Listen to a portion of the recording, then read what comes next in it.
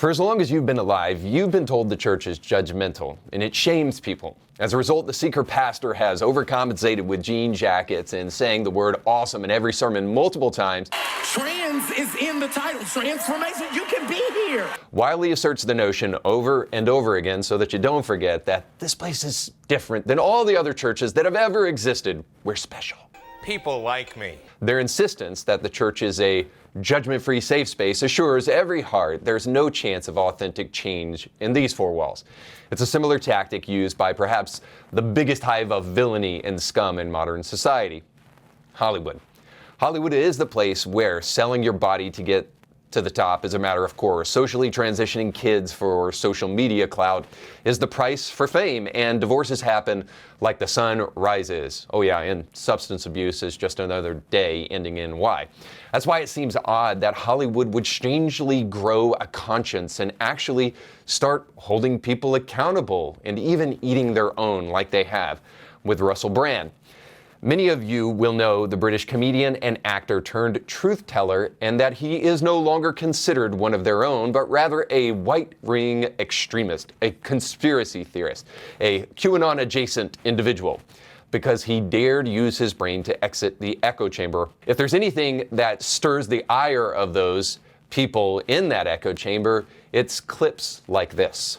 All I'm querying is this. Yes. Is if you have an economic system in which pharmaceutical companies benefit hugely from medical emergencies, where a military-industrial complex benefits from war, where energy companies benefit from energy crises, you are going to generate states of perpetual crisis. Yes. Uh-oh, somebody has left the reservation. Before long, he'll be questioning the narrative of systemic racism and potentially even questioning whether or not a man can get pregnant. I just felt a kick. Well, in the aftermath of Brand's dramatic shift in views, he is now embroiled in a huge scandal that has been some 15 years in the making. Because now Brand has been accused by 4 women, 3 of sexual assault and 1 of rape. I won't go into the detail of these allegations due to the nature of some of them, but I will say that Brand was in the past known for his sexually hedonistic lifestyle, and it has been confirmed that one of the women, or the girls in this case, was 16. I might also add that in America that is illegal, but not in England. I don't like it, you don't like it, but I don't like any of his premarital sexual exploits, and the left seems to absolutely adore them, whether these people are consenting adults or not. While he was willing to abide by the dictates of the left, they were fine with what he was doing. It's only when he jumped ship that they started oddly questioning it. It's only when Brand began critiquing the left that they blew the whistle on some of these big allegations. If you sense skepticism, you'd be correct, simply because I'm old enough to remember Brett Kavanaugh and before him Clarence Thomas, and how the left drummed up sexual assault allegations against these men for political purposes. That's why recent allegations of a similar nature against Tim Ballard have me very curious, and they probably do you as well. Tim Ballard, of course, is the former director of Operation Underground Railroad and the subject of the hit film Sound of Freedom starring Jim Caviezel. Last week, allegations surfaced, or I might say resurfaced about Tim, that he asked women working with OUR to pose as his wife on undercover missions and then allegedly pressured them into sharing a bed or a shower with him, justifying it as a tactic to deceive traffickers. Furthermore, it is reported that Ballard sent explicit photos of himself to at least one woman and asked another woman how far she was willing to go to save children. Now, this is all according to anonymous sources, of course, cited by the wonderful Vice. I'm half tempted to believe these allegations about Ballard because he resigned from his organization after these misconduct allegations were revealed. But there's another part of me that thinks that the left is responsible for one of the greatest attacks on objective morality the world has ever seen. And something tells me that when Rolling Stone puts this explosive expose on the subject behind a paywall, that they might care less about the truth and more about unsubstantiated allegations for the purposes of raking in some cash. Something tells me that when you spend hours of your day, as the legacy media did, writing up stories to bash Sound of Freedom as a QAnon-adjacent movie, that you're really not interested in the truth. You're just interested in destroying anyone that disagrees with you. Many conservative talking heads have covered the story already, and I can offer little more than them, except in this one area, in the area of Christianity and culture. That's where I can help. If anything, I would say shame is a good thing. It can be abused, sure, but it also has a powerful purpose. It makes you feel bad about bad things, and the church used to wield the power of shame, and yes, maybe abused it in the past, but used it often for good purposes.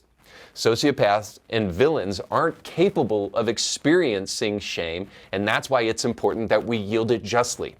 That's why shame can be so beneficial to a society if in the right hands. Many of you will think it's a good thing the church no longer has institutional power. Listen to Ricky Gervais. He said, "We don't care if people worship God. Believe what you want. What we do care about are religious views intruding on the public square." Well, look around, guys. Is our world really better without the church in the public square? Besides, you and I both know that if the church doesn't wield the power of shame, somebody will. Secularism is now the king of culture, and here's what it has done. It has removed all sense of conscience away from the public square. It has made ethics a sense of feelings and shame a tool of those with an agenda. Abuse of power is common to man. It happens in the church and it happens in secular society. I get it. It's just that when power is abused in the church, it is done so in opposition to its beliefs. When the priest abuses a young boy, the priest had to sin against God, Holy Scripture, and everything that the church stands for. When the media slanders and lies about Tim Ballard, if they did, they are doing so in keeping with their social etiquette and their biggest goal in life. Sell, sell, sell to the highest bidder. Print the legend if it gets clicks, and damn the repercussions. That is a truly troubling predicament when destroying the life of another person is the price you have to pay. The left has and will drum up false allegations if it is convenient for them, wielding shame as their weapon. Maybe the church needs to offer its help once again in the public square. But maybe I can offer one last thing that the church teaches us. Martyrdom is essentially the act of being persecuted for standing for the truth. Our forebears knew it well. In a world dedicated to attacking objective truth, you can expect anyone who refuses to go along with the program to face the wrath of man. But this is where godly people are needed. We need people who know there is a much greater wrath facing liars than the wrath of man. Those people stand flat-footed and resist tyranny because they fear God more than man, and we need more of that courage today. Hopefully, we'll find it in more of our top stories today on Indie Thinker.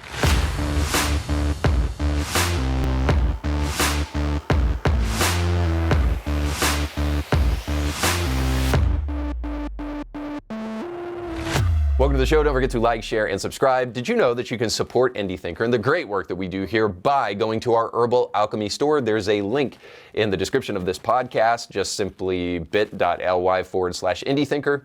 Our bit.ly link will take you to our Herbal Alchemy store where you can buy great all-natural products that are totally woke-free. If you want to wipe the stink of Target off of your body, then you need some of these great all-natural soaps for men and women, and all of the great products that we have there not only are all-natural, woke-free, but also go to support the great company Herbal Alchemy and their efforts to fight human trafficking around the world. And as I stated before, when you purchase anything on our Herbal Alchemy store, you will also be supporting what we do here at Indie Thinker because some of the proceeds will go to us. So check out the link today where you can benefit yourself by buying some great products, but then also benefit this great podcast. If we've been helpful to you in any way, if you appreciate this show, then please think about helping our efforts by going to our Herbal Alchemy store.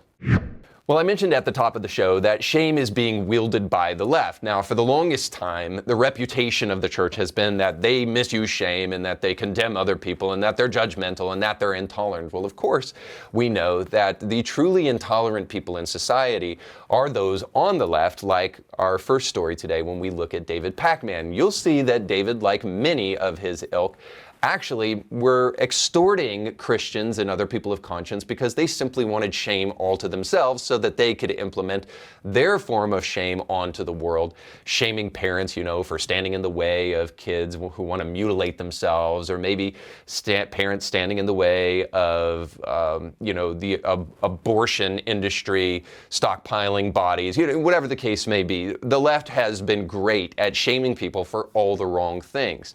If there is a shameful person on the left, it is David Pakman, who by now should have been totally discredited, but virtue and ethics isn't something that the modern day left does real well. Because David Pakman, when the Covenant shooter that killed 6 people in Nashville, Tennessee, just this past summer, when that took place, David Pakman was quick to go to Twitter to make sure to use this opportunity to mock Christians, wherein he stated that basically, man, how in the world could this have happened? Because these Christians pray and stuff, and praying keeps these kind of things from happening. Well, of course, David Pakman doesn't know anything about God, therefore he doesn't know anything about prayer, and he doesn't know anything about human decency as a result of it, too.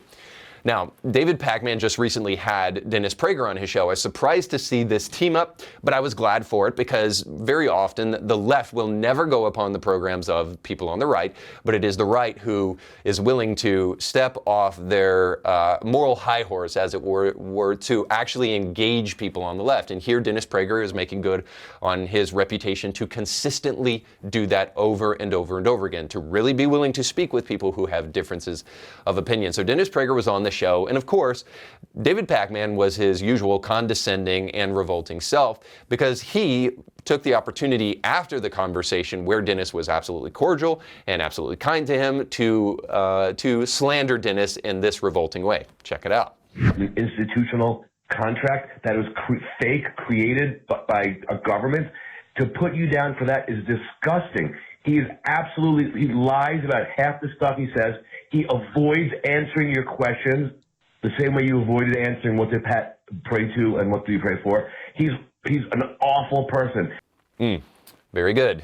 I would expect nothing more. Nonetheless, I bring that to you just so that you can have a little bit of a reference for going into the conversation that Dennis Prager had with David Pakman. And in this conversation, you'll see that Pakman refuses to answer Dennis's questions on a regular basis and pretends that they are no big deal. Here he is being asked multiple times and then refusing to answer those questions. And so if you believe that, aren't you morally bound to cheat on his behalf? For example, if I were in Germany in 1932 during the elections that brought Hitler to power, I tell you, I would have cheated on behalf of any other party than Hitler's party. Yeah. Aren't you morally bound to cheat if you believe the man is a fascist? You'd have to ask someone who believes that. I don't know. I mean, I think, listen, we only have a half hour and we're 5 minutes in. Yeah, so look, well, let's talk about I think what I would say is the audience can judge.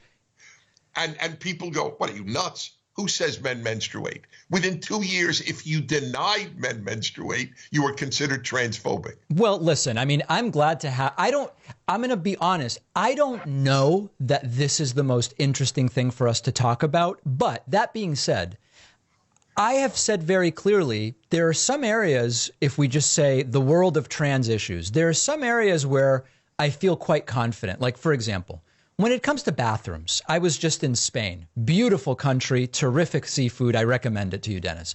The bathrooms are just gender neutral. There's a sink there and a bunch of stalls, and people cross in the sink to wash their hands, and you use the stall you want. Everything's fine. The bathroom issue, I genuinely do not care about, even when they are organized the way they are in the United States. There you have it. As exhausting as it is, on multiple occasions, Dennis Prager actually using sound logic to speak to this individual in what is supposed to be a conversation, a dialogue between two people, and David Pakman refuses to answer the first time, just saying, well, we'll let the audience decide. Well, interestingly enough, you're the guy with the platform, so the audience doesn't have one. You have one. We want to hear what you have to say about it, but no such luck there, but we're probably better for it anyway. And then the second time, of course, talking about transgenderism with the real reality check there, and then talking about bathrooms and him talking about going into bathrooms in Spain where apparently they're all just gender-inclusive bathrooms, which is, of course, not true, and saying we went to our individual stalls, we did our business, and then went to the sink, washed our hands, and we left. Nobody said anything. It wasn't a big deal. So the reason I bring all of this up is not just to show you the condescension of the left and where it really lies. It's not with those on their moral high horse on the right. It is those squarely on the left who not only don't have great arguments, but also use condescension when they don't. Needless to say, the reason I bring this up is because if you are going to be a truth teller, if you're actually going to resist the advances of the left and the way in which they wish to constantly sideline truth, then you're going to have to know how to handle these kind of conversations where the people who are speaking are either so brainwashed that they don't know that they're lying, or that they are clearly using dishonest tactics on purpose to try to avoid things. So the tactic that I hear the most often is, why do you care? You know, this happened in the 90s with homosexual marriage. Why do you care about two consenting adults and what they do in the privacy of their own bedroom? And of course, we see every single Pride Month that the bedroom becomes parades walking down major cities in America with grown men whipping each other in the bare bottom so that the kiddies can enjoy it all. So there's always these kind of misleading emotional arguments to try to push away the conversation. And one of those is, why is it such a big deal? Why do you care what a transgender person does? Why do you care about this subject so much? It doesn't impact you. Well, actually, it does. So there's a couple reasons why, whenever anybody says, why is it such a big deal? Why do you even talk about it? Why are you bringing this to light? Here's how you can respond, at least in terms of this trans issue, and then hopefully by extension other issues. The first thing that you should do is make sure to tell people that it is a big deal because you want it to be a big deal, until we start paying attention, and then you say, why is it such a big deal? Of course, I had this conversation with somebody about an episode of mine that got a lot of views. I'd encourage you to go check it out, about the Crusades. And they said, why are you bringing up these facts about the Crusades? Of course, they couldn't refute the facts, so they just said, why are you bringing up these facts? In other words, accusing me of cherry picking. And the reason I'm bringing those facts up is because very often the conversation about the Crusades is used as a way to try to slander Christians, but both sides of the story isn't told here about the ways in which Muslims were vile in the Crusades, as well as Christians. We're left to believe that it was all just Christians' faults and they were the vile ones. And all of that to say this, that ultimately the whole why is this such a big deal is nothing more than an attempt to try to obscure and to try to push away and to not deal with the facts that have been levied here. And the people who really want us to care are the ones who, like in the Crusades debate, are the ones who are constantly talking about how bad Christians are, but never telling the other side of the story. So the reason we care is because you care so much about one side of the story, forcing us to tell the other side of the story. So it's a big deal because you spend every single Pride Month, and have extended it to be now year-long celebrations, it seems, of pride, that you push down the face of everyone. You demand that we say your pronouns. You demand that we respect your bathroom usage. You demand that we cover our eyes and not acknowledge the fact that men should never be participating in women's sports. It is a big deal because you are demanding the highest level of insanity among a people that has probably ever existed in the history of the world. You're demanding that we go along with your farce, and we won't. We won't. You've overplayed your hand, and we're not going to do it anymore. So it's a big deal because you want it to be a big deal. But let me also tell you why it's a big deal. It's a big deal because we care about kids. You know, it's one thing, and probably, I'll be really honest, that I wouldn't even be talking about it on my show in the way that I do. If this was just adults having transgender surgeries, it wouldn't be as big a deal. Now, I am still totally against it. I think that doctors should have malpractice suits filed against them whenever they do this experimental surgery on people who are suffering mentally with gender body dysmorphia and gender dysphoria. I think that we should be against this for adults and for kids. But honestly, it probably wouldn't have stirred people like me up if you guys had just left kids alone. But because you demand that gender is a social construct on the one hand, and demand that because this person is trans, that they have to chop off their physical body parts, and that somehow that will help them fit into a social construct, and that insanity and the total nonsense with it, because you demand that, and you demand it not just upon adults, but upon children, we care. We care about the well-being of kids, and society should care about the well-being of kids. We have laws in America that protect children from abuse, and we should. This is why we care. We care about whenever a kid is abused.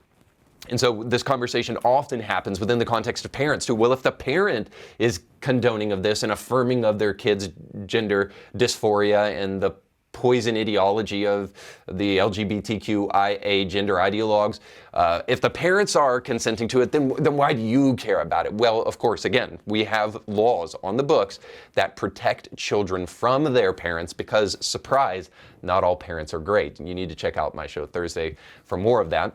But the third thing is this, is that we care because we care about the society that we live in. We care because the society that we live in should be steeped in truth and not lies. A man is not a woman, and a woman is not a man. A man can't get pregnant, and a man can't have a menstrual cycle. A woman doesn't have a penis. Sorry. Voltaire said this: if you can get people to believe absurdities, you can get them to commit atrocities. See, what we believe about truth in society actually matters. Our fundamental understanding of truth will govern who we are as a society. It governs our laws. There's one last thing to say about this. I've heard Christians say over and over and over again, ad nauseum, that you cannot legislate righteousness, that you cannot legislate someone to become a righteous person. So why are we so interested in laws and policies and politics? So why are we engaging in these kind of cultural conversations? Why do we care as Christians? What we need to be concerned about is the heart of people. Well, you cannot legislate righteousness, true enough. But I also think that's a sleight of hand, because what you can legislate is you can legislate morality. And we should legislate morality. And laws are inherently moral, especially in the West, where many of our laws are built upon biblical ideas and biblical principles, the intrinsic value of the human. There really is no such thing as a law that is totally devoid of a sense of morality. So the real question, as I talk about often on the show, is which morality are we going to choose? And we almost always choose Christian morality and then give ourselves credit for it, but don't turn back to the one who actually created the morality. But the point of all of that is just simply that the reason this matters is because society must be built upon truth. All of our laws are built upon truth, and it impacts the way we view the world. Going back to that Voltaire quote, is that the only way that you can truly create mass atrocities is by creating a society that no longer cares about the truth, where you talk about my truth and your truth rather than the truth. It is a recipe for disaster. And perhaps that's what certain race grifters have really in mind. Because in our next story, I want to show you something that I think is really important to pay attention to. Because it takes a special kind of wicked person to manipulate the sympathy of other people. And ultimately, I've talked on the show before how I believe that some of that sympathy is a residual after effect of the way Christianity has kind of infiltrated society and imposed itself upon the way in which our morals are created and the way in which we view other people. I think certainly the civil rights movement is a Christian-infused operation that showed us the way in which we should view other people, and that just happened as early as the 60s. But certainly throughout our founding and even into the present, there are Christian ideas that have infused the way in which we think about other people and the way we think about the world, the way we think about ethics and values and all of that. It's an undeniable reality in the West. Whether you like that or not, or whether you agree or not, it is still true. And as a result of that, there's still this sympathy that resides within people, this care, this kind of concern for the other, this desire not to kind of like cut in line, right? Because we feel like we don't want to treat our fellow human being unjustly. And so, forgive me, but I can't help but believe that that comes from Jesus and love your neighbor and all that kind of stuff. But needless to say, there are certain kind of special people in society today who recognize that and then want to exploit that underlying sense of morality and sympathy that we have in society today. Because just recently Ibram X. Kendi, the masterful and well-known anti-racist, is now being investigated for monetary transgressions. So he has overplayed his hand, as the whole racial grift has overplayed its hands in 2020, just like we're seeing in the trans movement. When trans people come for kids, they're overplaying their hand. It's bad enough that you want us to pretend that you're a woman and say your pronouns, but now you're coming for kids and trying to mess with their shapeable minds. You're overplaying your hand, and there will be repercussions for it, just as there is for Kendi. And so this article says, Kendi Center has raised tens of millions of dollars, including $10 million from Twitter founder Jack Dorsey and $140,000 from George Soros's Open Society Foundation. But the Free Beacon reported on Wednesday that the think tank has hardly produced any research, like at all. A previous anti-racism research center that Kendi ran at American University was similarly unproductive, the Free Beacon reported at the time. Current and former employees of Kendi's Boston University Center told the Boston Globe of a dysfunctional work environment that made it difficult to achieve the center's lofty goals. Multiple former staff members allege that a mismanagement of funds, high turnover rate, and general disorganization have plagued the center since its inception, reported the Free Press. So as you can tell, Kendi racked up millions of dollars, and it's hard to hate the man who is willing to prey upon the ignorance of foolish white people. But there's a payday someday, and it's something that we need to remember. It's payday someday, and eventually the people who have twisted and perverted the sympathies of well-meaning people will eventually have to reap the consequences of it, at least in a society that still has sanity today. So is the racial grift breaking down in our present? Yes.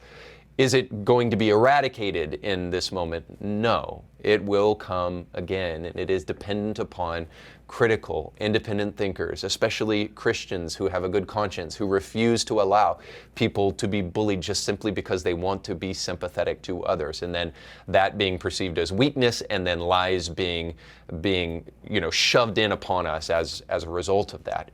It takes a good people to resist these kind of lies and this kind of tyranny. So the racial grift will be over when we refuse to fall for these sympathy exploiting narratives. Now, famous black intellectual Booker T. Washington said something interesting, and perhaps he's not quoted all that much as a result of saying these kind of audacious things.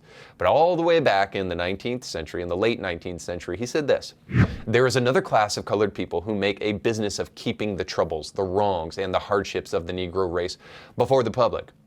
He wrote, "Some of these people do not want Negroes to lose his grievances because they do not want to lose their jobs." All the way back in the late 19th century, Booker T. Washington was recognizing that there are dishonest people who could rake in cash if they told the right story. And as a result of it, people would continue to hold on to their grievance, stereotypes would be perpetuated, and maybe most importantly, the idea of race would be so overused that when real racism happens, it would be hard to tell the difference between what we're being lied to about all the time and these real instances, because racism loses its impact when everything is racism, even if it's not. So it disenfranchises real instances of racism. And at the end of the day, if you really care about people, you will stand against this racial grift and make sure that you help your friends see past the sympathy extorting narratives of the left. And perhaps there's a book that maybe can help us do that as we jump into our final segment, Bible Study with Democrats. Oh, God of pronouns. I'll be the first to admit that the modern-day evangelical church would make little sense to the early church. Its trite, its concert-style worship experiences would leave the disciples thirsty for more. Its lack of supernatural experience would make them wonder whether or not they were really in a Christian church, and the banal lack of any real substance or life-changing exhortation to live a biblical life would make these disciples wipe the dust off their feet. But I might just be a little bit picky because, in comparison to what Andy Stanley is doing at his church, most other churches seem like they are experiencing a religious awakening. Because for the low price of over $200 a ticket, you can attend the upcoming Unconditional conference, which according to the event site is a 2-day premier event for parents of LGBTQ plus children and for ministry leaders looking to discover ways to support parents and LGBTQ plus children in their churches. No matter what theological stance you hold, we invite you to listen, reflect, and learn as we approach this topic from the quieter middle space. Middle space, huh? I think he means a very hot space below Earth, not really in the middle, but it's a place where bad people go. That place every person hates until a guy like Hitler struts around and struts his stuff, and then we think, okay, it's a good thing there's a hell. In any event, let's give Stanley the benefit of the doubt. After all, this conference is only for parents of LGBTQ kids, right? Shouldn't we minister to them? What's wrong with that? And the conference hasn't even happened yet, so why are we prejudging? Isn't that a little bit intolerant? Well, let me answer that last question. In a world that is staging a full-on war against basic truth, it's important that you have your BS meter finely tuned so that you can become a discerning person. Some of you will still wish to go through the world unhindered by the thinking process, and that's fine if that's what you want to do. But the vast majority of Christians, when they do this, pretend that they're better than everybody else. They're better than the people who are actually willing to pay attention and who actually care. So that kind of smugness does get me a little bit motivated to talk about this. So wearing ignorance as a badge of honor as though it makes you more benevolent is ridiculous. If you want to chalk up what I'm about to do as plain judgmentalism rather than processing actual facts, I guess you're entitled to do that. For those who actually care about the truth and doing something about it, let's forge ahead. The reason many are alarmed by Stanley's conference is that he has an openly gay speaker coming to the conference, a guy married to another man. And he's speaking at the conference, and if the past is any indication of the future, we already know what we can expect from Stanley and from individuals like this speaker. Stanley, speaking at his church a while back, told them that gay people have more faith than you, as Bible-believing Christians. Check it out.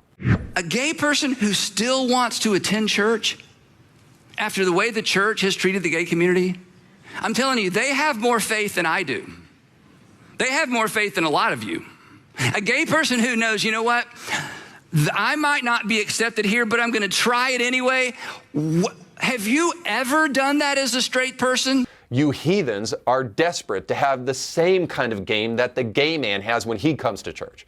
Or perhaps what Andy means by faith is something vastly different than the average person.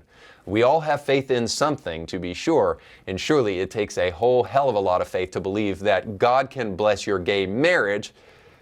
The faith that Andy may be talking about here may be faith, just not Christian faith. This kind of faith is way more akin to idolatry than biblical faith. It will come as no surprise then that Andy has also gone on record with the belief that Christians should unhitch their faith from the Old Testament, and in his latest book that Christians should not be in it to win it, as though you can really care about another individual without winning the culture that they live in. Anyway, maybe you're still not convinced, so let's just simply look at the speaker Stanley has asked to come and grace his pulpit. After all, according to him, gay people have a lot more faith, but faith in what? So Justin Lee is one of the keynote speakers and is the founder of the Gay Christian Network, which later became known as Q Christian Fellowship. I've covered them on the show in the past. You may remember them from that. But it's an ecumenical ministry dedicated to serving lesbian, gay, bi, trans, queer, and straight allies in the church. I know what you're thinking. They forgot non-binary, and I know it's an outrage. They should include every one of the 9,365 billion genders that there are out there, but they're just an only halfway tolerant bunch of bigots. Anyway, maybe this clip will clear things up for all of us and give us a chance to understand what to expect from Andy Stanley's conference. So here's a clip from Q Conversations, the ministry that was founded by Justin Lee. The not yet is the imaginal space of becoming. The not yet is in the space of a realized utopia.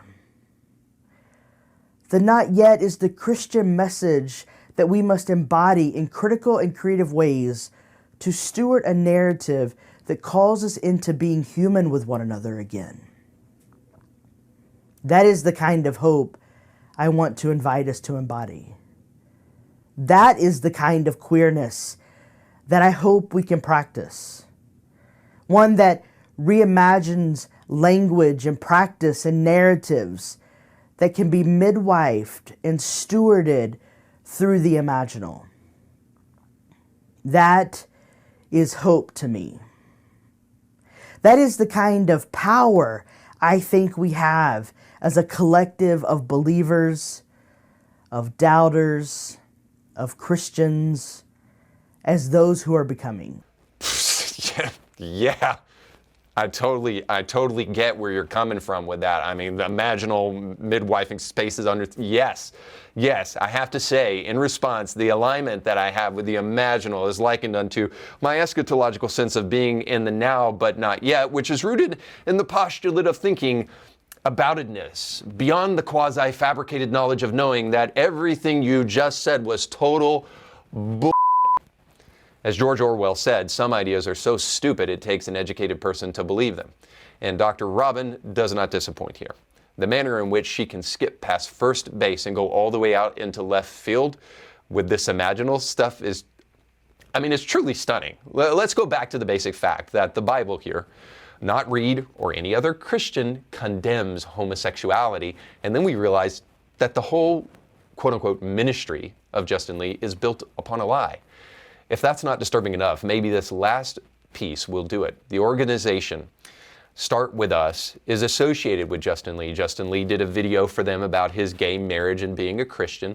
And so Start With Us also had a pretty disturbing video where small children are present. Check it out. Starts with us. Take 1. Curiosity. Curiosity. Curiosity. Do you know what it means to be curious? Oh, curious, I know that word. Okay. Curious means when you want to know about everything in this world, for example, how does a whale sleep? I do think it makes you smarter. I think being curious is a good thing because you can learn new things by asking questions. You can learn from the person you're asking, and they can learn from what they're saying. When I want to be someone's friend, I ask them a lot of questions. What their name is, how are they doing? What's your favorite color? What's your favorite place to go? And what's your favorite book? What's their favorite subject in school? Do you like dresses or pants or shirts? I feel like being curious is kind of like investigating. Being curious led me to something new that I never done before. You learn about new things in the world, and you learn about what you can do and how you can do it. If you're curious why you have to instruct your child, who is already predisposed to being curious because they are kids and all, to be even more curious, you're not alone. I guess that would kind of be like the question, why do you need a whole conference dedicated to parents learning to love their LGBTQ kids? If you're doing your job as a pastor, then you've given them enough truth and equipped them with enough truth to help them really love their kids in the way that they need to love them. You wouldn't want your kids to become, quote, more curious, would you? You would just want your parents to know everything they can know about what the Bible says about human sexuality. What you wouldn't do if you really want to help your LGBTQ kid is you wouldn't call your gay neighbor to come help him become more curious. That, in a word, would be what we call grooming, or what it seems Andy Stanley's conference is really meant to do, to be a gay-affirming conference. There's just one big problem. It would in no way be a Christian conference. I think with all those pieces, we can finally piece together what's really going on. Andy Stanley has become a bootlicker of radical Marxist. Now, let me try to taper that back a little bit because that may sound extreme.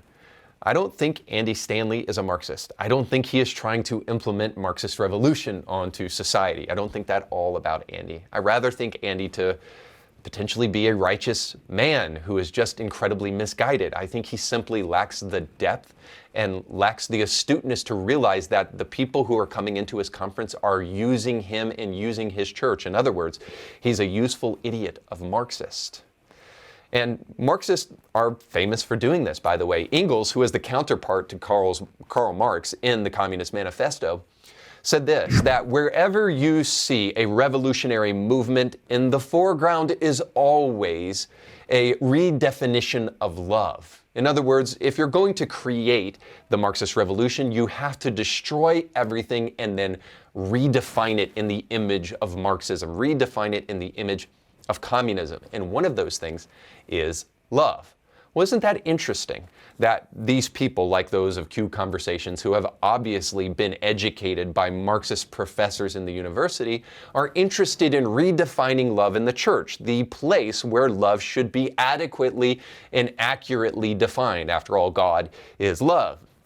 But we've seen this over and over again by Marxists and those in the LGBTQ community. They wanted to attach their movement to the civil rights movement early on so that they can gain marginalized status and so that they can use whatever credibility the civil rights movement had and they can use it for their own purposes. So they're willing to hijack the civil rights movement just like they want to hijack the church here so that they can redefine love by redefining the church. That's what these people want to do. They don't want to destroy the church. They want to tear the church down and create it in their own image. They want the influence of the church. They want the credibility of the church. They want to be able to do what only the church can do, what they could only dream of doing. What Jesus gives the church the power to do, which is to reach the soul and to reach the heart of an individual. See, these people can only try to propagandize culture. And so they want to try to hitch their wagon not only to the civil rights movement, but also to the church.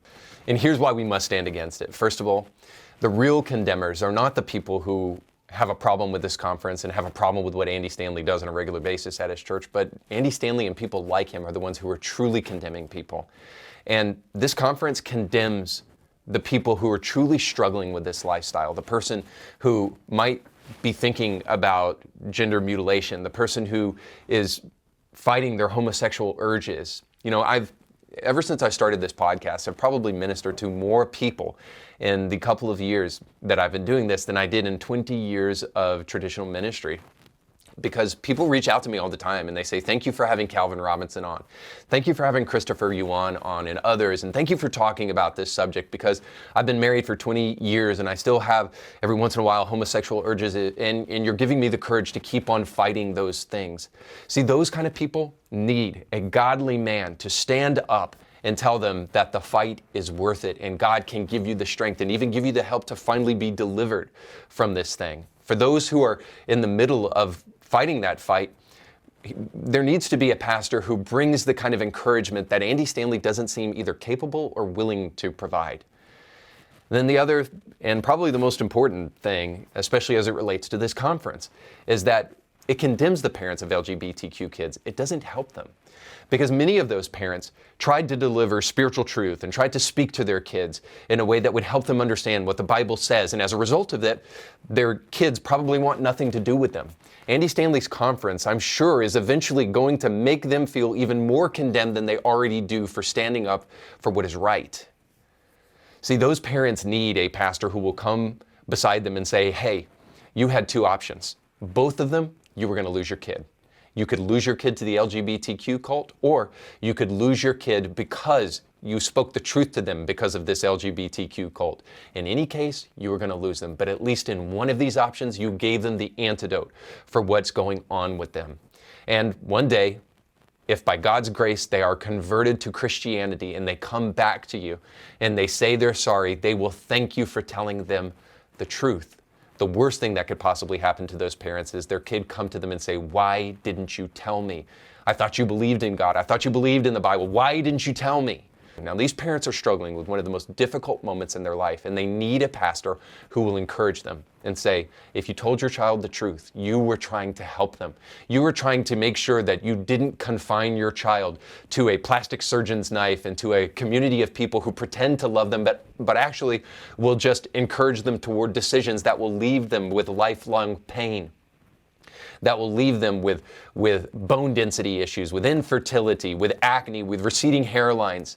And again, I've had transgender people reach out to me on my show, and even people that I've spoken to on the show who are transgender, and not a single one of them have ever told me they were thankful for their surgeries. In fact, one of those individuals, because they were taking cross-sex hormones, had a hair grow in their urethra and it almost killed them because of an infection in their body. That person also, by the way, was on the documentary, What is a Woman?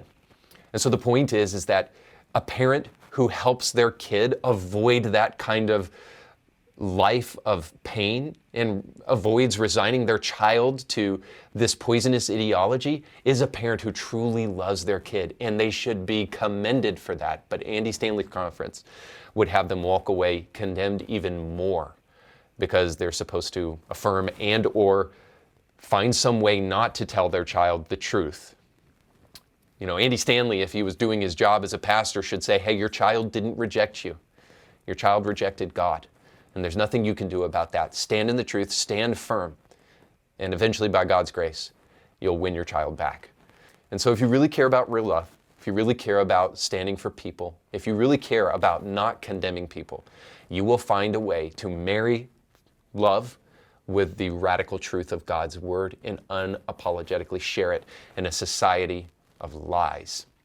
That's all the time we have for today. Thanks so much for watching. If this was helpful to you, don't forget to like, share, and subscribe. But most importantly, go with God.